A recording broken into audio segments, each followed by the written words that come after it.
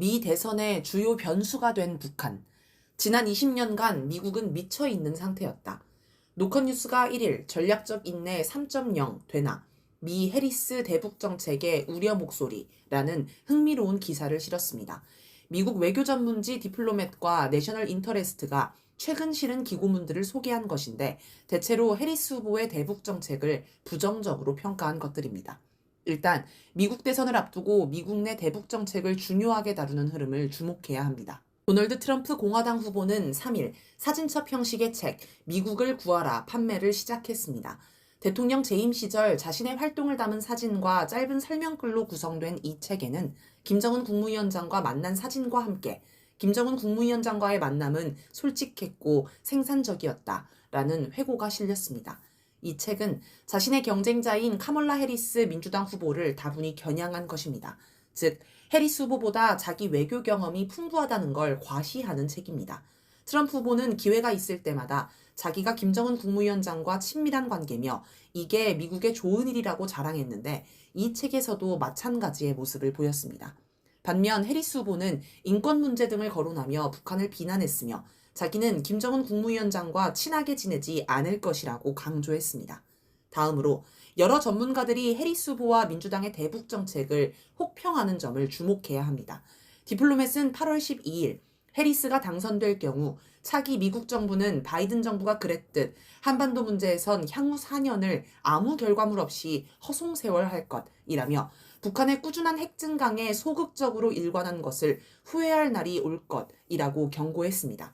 다니엘 디페트리스 시카고 트리뷴 칼럼니스트는 8월 23일 내셔널 인터레스트 기고문에서 지난 20년간 미국의 모든 대통령이 대북 정책에서 실패했다면서 특히 바이든 대통령을 향해 별로 언급할 내용도 없다라고 혹평했습니다. 그러면서 미친 짓의 정의는 같은 일을 계속 반복하면서도 다른 결과를 기대하는 것이며 대북 정책에 있어서 미국은 계속 미쳐 있는 상태였다라고 지적했습니다.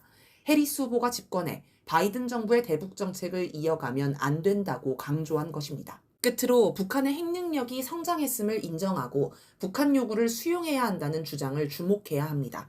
디페트리스는 2018년 남북군사 합의 부활 같은 북한이 수용할 만한 정치 경제적 양보안을 마련할 필요가 있다라고 주장했습니다.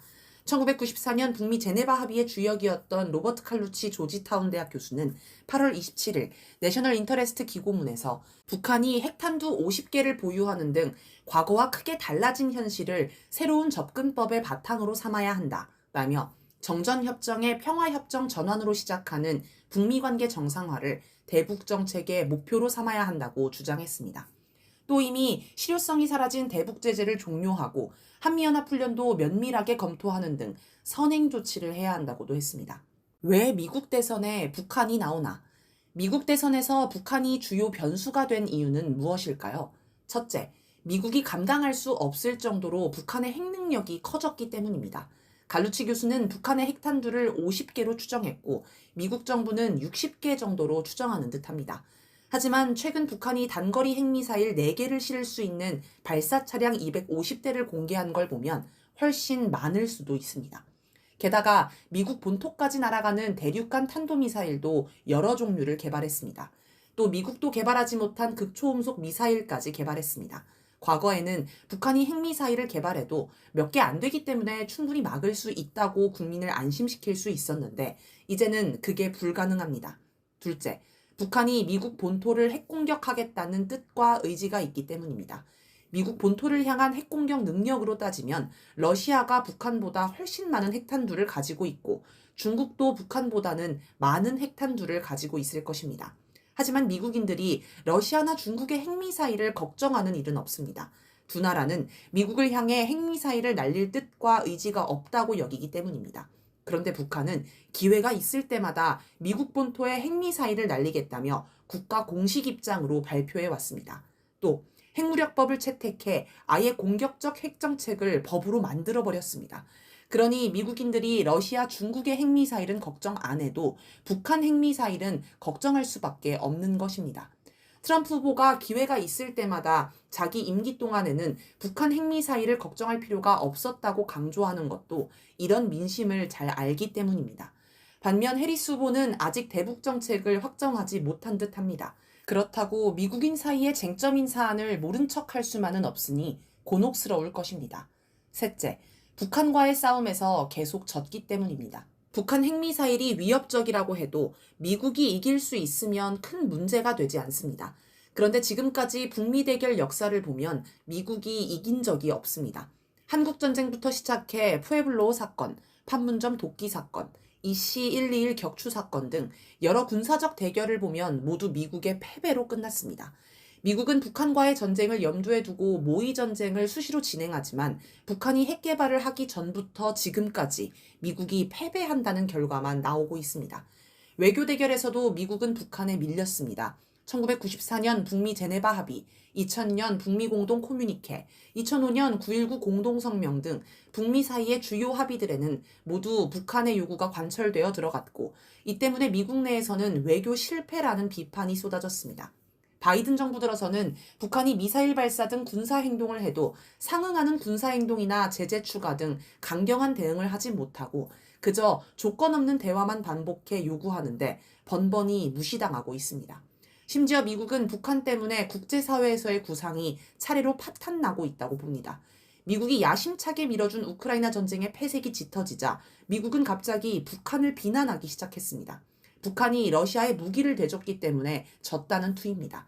지난 3일에도 매슈밀러 미국 국무부 대변인은 우리는 이미 북한의 러시아 지원이 우크라이나에 미치는 영향을 봤다라며 북한의 전쟁 지원에 대한 책임을 묻기 위해 계속해서 조처할 것이라고 강조했습니다. 팔레스타인 이스라엘 전쟁이 발발하자 팔레스타인 국민들이 블라디미르 푸틴 러시아 대통령과 김정은 국무위원장의 대형 사진을 들고 이스라엘 규탄 시위를 하는 모습도 인상적이었습니다. 중동 지역에서는 북한이 중동 정세에 큰 영향을 준다는 인식이 널리 퍼진 듯합니다. 하마스 고위 간부 알리 바라케는 2023년 11월 2일 레바논 언론과 대담에서 북한이 팔레스타인 이스라엘 전쟁에 개입할 날이 올 수 있다. 왜냐하면 우리는 동맹이기 때문이다. 라며 이란과 달리 북한은 미국 본토를 공격할 역량이 있다고 주장했습니다. 이런 가운데 지난 7월 하마스 공격으로 사망한 미국인 유족들이 북한을 상대로 손해배상 소송을 건 일도 있었습니다. 북한이 하마스를 지원했다는 것입니다. 이런 정황들을 보면 미국도 북한이 파리 전쟁에 뭔가 큰 영향을 주고 있다고 여기는 것 같습니다. 중국 대만 전쟁에도 북한이 영향을 주고 있습니다. 전쟁으로 먹고 사는 나라 미국은 대만 전쟁을 유도해 중국을 공격하려는 의도를 공공연히 내비치고 있습니다. 그런데 미국 내에서 가장 많이 나오는 우려는 북한입니다.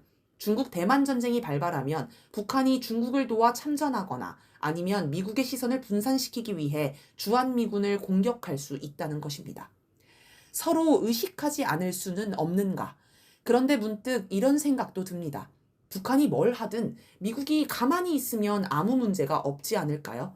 예전에 김여정 노동당 중앙위 부부장이 한국을 향해 제발 좀 서로 의식하지 말며 살았으면 하는 것이 간절한 소원이라고 한 적이 있습니다. 한국이 북한을 자극하지 않으면 북한도 굳이 한국을 상대로 뭘 하지 않겠다는 것입니다. 서로 모른 척 지내자는 건데 북미 사이에도 그럴 수 있지 않을까요? 북한이 미국을 붕괴시키겠다, 미국 체제를 바꾸겠다, 정권을 교체하겠다 이런 주장을 한 적은 없습니다. 다만 미국이 북한을 공격하면 가만두지 않겠다고 합니다. 그러니 미국이 북한을 대상으로 아무것도 하지 않으면 북한도 미국을 향해 뭘 하지는 않을 것이고 서로 의식하지 않고 모른 척 지낼 수 있지 않을까요? 그러면 미국인들이 핵공격을 받을 걱정을 할 필요도 없고 모두에게 좋을 듯합니다. 그런데 이게 안 되는 이유가 있습니다. 바로 미국 독점 자본의 탐욕 때문입니다. 독점 자본가들은 평생을 흥청망청 살 수 있는 돈을 모아놓고도 더 많은 재물을 탐합니다. 그게 독점 자본의 본성입니다. 자본주의 사회에서는 충분히 돈을 벌었다고 해서 가만히 있으면 도태, 낙오하며 실패자, 패배자가 됩니다. 독점 자본의 수탈 방식은 세 가지입니다. 첫째, 국내에서 국민을 수탈합니다. 노동자, 서민을 쥐어짜다가 더 이상 나올 게 없으면 중산층을 쥐어짭니다. 그래서 정규직 노동자가 비정규직 노동자로 전락하고 비정규직 노동자가 알바로 전락합니다. 둘째, 동맹을 수탈합니다. 미국 내 남아도는 셰일가스를 유럽에 수출하기 위해 우크라이나 전쟁을 일으켰다는 분석은 상당히 설득력 있습니다. 우크라이나 전쟁 때문에 유럽은 러시아에서 수입하던 값싼 천연가스를 미국의 값비싼 셰일가스로 대체해야 했습니다. 또 미국은 한국의 주력 수출 산업인 반도체 산업을 쥐어짜기 위해 삼성전자를 압박해 중국과 거래를 끊고 미국에 공장을 짓도록 했습니다. 셋째, 약소국을 수탈합니다. 미국은 약소국의 자원을 헐값에 사들이고 현지 노동력을 싼 값으로 고용해 착취하는 신식민주의 정책을 펴니다.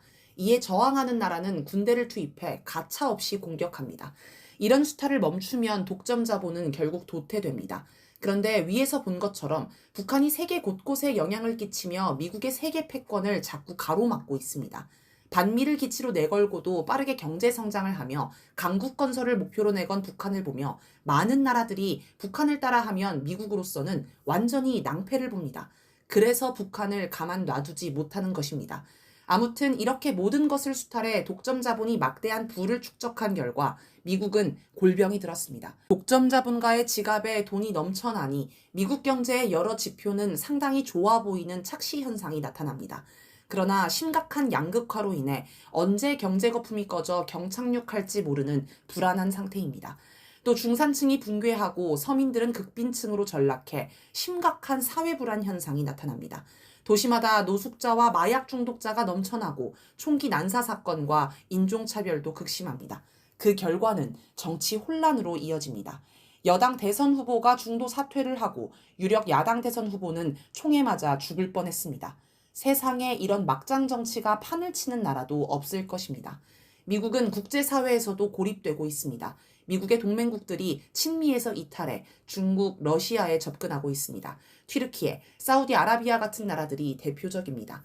미국을 추종해 우크라이나를 적극적으로 지원했던 독일에서는 독자 노선을 걸었던 메르켈 총리를 그리워하는 사회 분위기가 형성됐습니다. 또 숄츠 총리를 향해 독일 청년이 심각한 물가 폭등을 호소하며 푸틴과 얘기 좀 해봐요 라고 외쳐 화제가 되기도 했습니다. 경제 위기를 해결하려면 미국이 아닌 러시아와 손을 잡아야 한다는 민심의 반영이었습니다. 얼마 전 진행된 파리 올림픽을 통해 프랑스의 심각한 경제, 사회 현실이 드러났습니다. 선수촌은 물론 셔틀버스에도 에어컨을 설치하지 않아 이동 중인 선수가 폭염에 쓰러지는 일까지 발생했습니다. 또 몰려든 관광객을 노리고 대중교통 요금을 2배 가까이 올리고 각종 입장료에도 바가지를 씌워 많은 비난을 받았습니다. 그런 프랑스에서 극우 정당인 국민연합이 유럽의 선거에서 압승하는 일이 있었습니다. 그런데 마린 르펜 국민연합 대표는 우크라이나 지원보다 러시아와 대화하는 게 효율적이라며 대러 제재를 반대한 인물입니다. 러시아와 손을 잡고 경제난을 극복하자는 프랑스 민심이 선거에 반영된 것으로 보입니다. 미국이 수탈당하던 약소국들도 미국의 등을 돌리고 중국, 러시아와 손을 잡습니다. 아프리카의 니제르와 차드가 미군 철수를 요구해 결국 모두 철수하기로 합의했습니다. 미국이 동북아에서 한미일 삼각동맹 구축을 서두르는 이유도 이런 처지 때문입니다. 자국 상황도 최악이고 전 세계적으로도 고립되다 보니 확실한 자기 편을 하나라도 더 끌어모으려는 것입니다. 물론 한미일 삼각동맹은 미국이 오래전부터 추진해온 구상입니다. 하지만 한일 갈등 때문에 그간 진척이 없었습니다. 미국의 요구로 한일 관계를 개선하려던 한국 정권들은 범국민적인 반일 움직임에 겁을 먹고 함부로 일본과 군사 결탁을 하지 못했습니다. 이명박 박근혜 정권도 한일 위안부 합의나 한일 군사정보 보호협정을 체결할 때 여론의 공격을 받아 위기에 몰렸고 미국도 더 이상 강하게 요구하지 않았습니다. 그런데 지금 윤석열 정권은 지지율이 떨어져 바닥을 치는데도 막무가내로 일본과 군사결탁을 밀어붙이고 있습니다. 뭔가 이명박 박근혜 때와는 다른 모습입니다.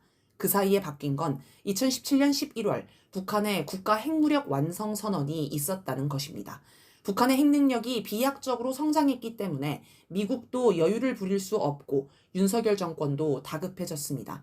그런데 한미일 삼각동맹을 구축한다고 해서 세 나라가 더 유리해지는 건 아닙니다. 삼각동맹 움직임을 경계한 북한, 중국, 러시아도 똘똘 뭉치게 되기 때문입니다. 지금 상황은 마치 불을 보고 달려드는 불나방의 모습과 같습니다. 그냥 북한이라는 불을 무시하고 제 갈 길을 가면 되는데 탐욕스러운 독점 자본은 불나방처럼 끝내 불에 뛰어듭니다.